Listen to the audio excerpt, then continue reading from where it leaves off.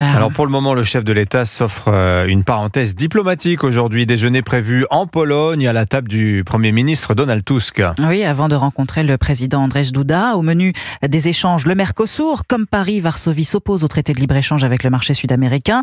Arthur Delaborde, vous allez suivre ce déplacement présidentiel pour Europe 1. Déplacement dont le principal sujet est l'Ukraine, après l'entretien entre Donald Trump et Volodymyr Zelensky à l'Élysée samedi dernier. Face au Premier ministre polonais, Emmanuel Macron devrait d'abord expliquer la nécessité de composer avec la nouvelle approche portée par Donald Trump. Le président américain élu veut mettre fin à la guerre le plus rapidement possible. Pour le chef de l'État français, c'est à Volodymyr Zelensky de décider quand des discussions seront entamées avec Vladimir Poutine. L'important à ses yeux étant de ne pas s'asseoir à la table des négociations en situation de faiblesse. Cette position serait d'ailleurs comprise par Donald Trump, conscient qu'une lourde défaite de l'Ukraine serait également interprétée sur la scène internationale comme une défaite des États-Unis.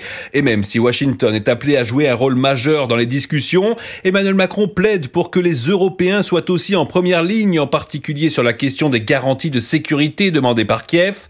Sur ce point, selon certaines sources, le président français pourrait proposer à Varsovie la création d'une mission européenne de maintien de la paix qui pourrait se déployer en Ukraine une fois un cessez-le-feu conclu. Arthur Delaborde du service politique d'Europe.